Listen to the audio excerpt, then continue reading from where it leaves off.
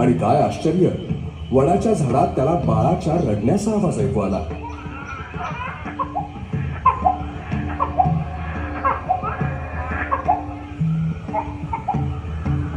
त्या घनदाट अरण्यात बाळाच्या रडण्याचा आवाज ऐकून ब्राह्मण आश्चर्यचकित झाला आणि त्याच वेळी आकाशवाणी झाली.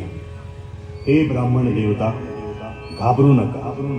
हा रडण्याचा आवाज दुसऱ्या तिसऱ्या कोणाचा नसून तो साक्षात नारायण अवतार आहे.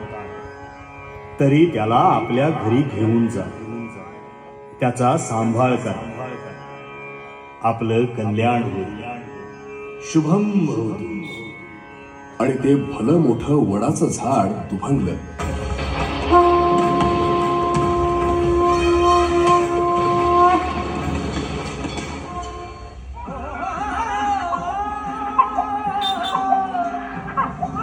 अस्मांकित शिव स्वरूप ललाटी शोभत त्रिपुंड सिद्ध योगी वितरागी धग धगते तेज कुंड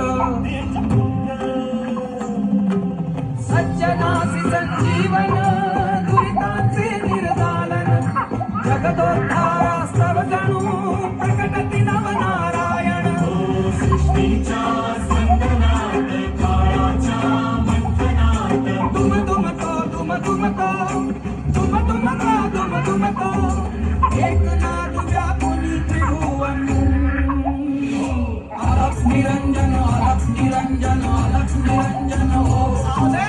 अलक्ष निरंजन अलक्ष निरंजन अलक्ष निरंजन हो अलक्ष निरंजन. ते बाळ घेऊन ब्राह्मण आनंदानं घरी गेला. ते बाळ पत्नीच्या हाती देऊन पत्नीला त्यानं झालेल्या भविष्यवाणीबद्दल सांगितलं.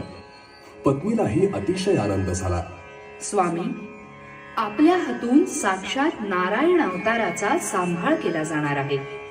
या बालकाचं नाव आपण वटसिद्ध नागनाथ असं ठेवूया.